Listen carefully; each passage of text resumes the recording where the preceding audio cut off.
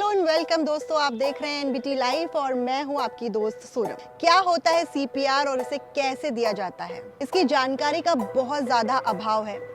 Normal लोगों को ये जानना बहुत ज़्यादा ज़रूरी है कि सीपीआर किसे कहते हैं और ये किस काम आता है। सीपीआर को कहा जाता है कार्डियोपल्मोनरी रेस्पिरेशन। ये एक काइंड ऑफ फर्स्ट एड है जो कार्डियक अरेस्ट के पेशेंट्स को दिया जाता है।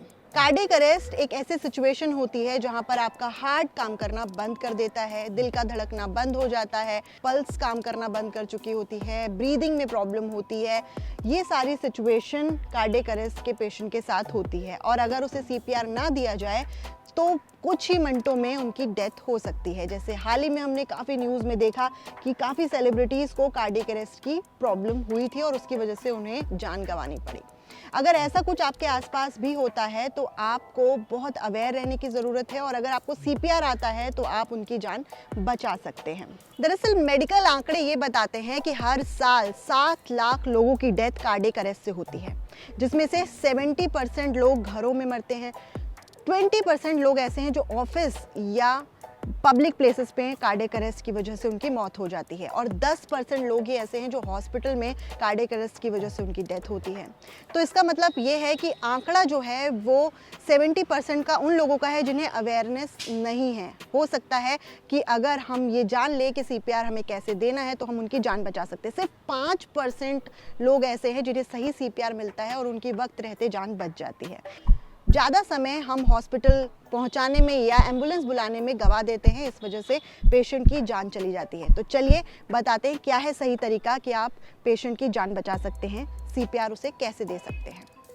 दोस्तों, सीपीआर देने के 2 तरीके हैं। पहला है हैंड्स ओनली। हैंड्स ओनली इसे क्यों कहा जाता है? आप अपने हाथों को इस तरीके से फंसाएंगे, एक हाथ में दूसरे हाथ को, और जो भी पेशेंट लेटा हुआ है उसकी छाती में बीच में आकर आप ऐसे हाथ रखेंगे और 100 से 120 बार तेजी से प्रेस करेंगे। तेजी से प्रेस करने से क्या होगा, जो उसका रुका हुआ हार्ट है, जो पंप नहीं कर रहा है, उसे हम पंप कराने की कोशिश कर रहे हैं। जब भी कार्डियक अरेस्ट की सिचुएशन होती है तो आप जोर जोर से 100 से 120 बार पंप करेंगे और बहुत तेजी से पंप करेंगे। कोशिश करेंगे कि जिस दौरान आप पंप कर रहे हो तो आप ऊपर की तरफ पूरा जोर लगाएं कि हार्ट वापस से अपनी पोजीशन में आ सके। दूसरा तरीका होता है माउथ टू माउथ रेस्पिरेशन। जो पेशेंट है उसके मुंह में सांस भरने की कोशिश करेंगे ताकि उसकी बॉडी में वापस से ब्रीदिंग प्रोसेस शुरू हो सके, क्योंकि कार्डियक अरेस्ट के दौरान पेशेंट जो है वो मूर्छित हो जाता है, बेहोश हो जाता है, कॉन्शियस खो देता है। तो हमें लगातार उसे थपथपाना है, उसके गाल पर बार बार इस तरीके से करना है और उसका नाम जानते हैं आप तो उसके नाम से उसे पुकारना है ताकि वो सेंसेस में आ सके। अगर आप भी अपने आसपास किसी को अनकॉन्शियस होता हुआ देखें, बेहोश होता हुआ देखें या फिर उसकी पल्स काम ना कर रही हो, ब्रीदिंग में प्रॉब्लम हो, वो सांस ना ले रहा हो, तो समझ जाइए कि वो कार्डियक अरेस्ट का पेशेंट है और आपको उसको तुरंत फर्स्ट एड देना है जो हमने आपको बताया।